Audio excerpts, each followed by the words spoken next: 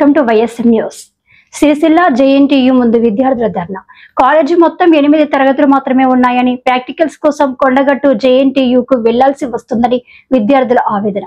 Temporary campus ఇచ్చారని, నిత్యం hostel నుండి కాలేజీకి రావడానికి 2 కిలోమీటర్లు నడవాల్సి వస్తుందని, తమకు పర్మనెంట్ క్యాంపస్ ఇచ్చి ప్రాక్టికల్స్ తమ క్యాంపస్ లోనే నిర్వహించాలని రోడ్డుపై బైఠాయించిన విద్యార్థులు భారీగా ట్రాఫిక్ జామ్.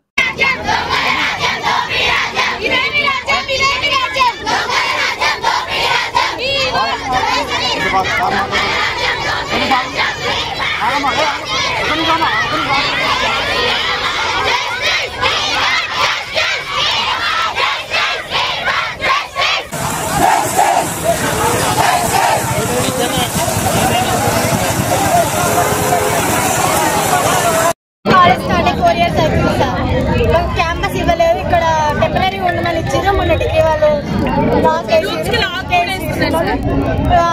సంబంధించిన కరెక్ట్ ల్యాబ్స్ లేవు. ల్యాబ్స్ కోసం కొండగట్టుకు వెళ్ళాల్సి వస్తుంది.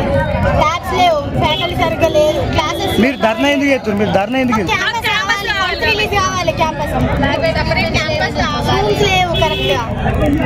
ఒక క్లాస్ కంటే ఒక రూమ్ అంటూ ఏది లేదు. ల్యాబ్స్ కూడా లేదు. మాకు ల్యాబ్స్ ఇంకా జరగట్లేదు. ఫీల్డ్కి వెళ్ళలేదు. క్లాస్ చేసుకోవాలంటే మేము వచ్చిన నుంచి అనేది మాకు నెక్స్ట్ స్టెప్ చదువుకోవడానికి అసలు ఏం బేసిక్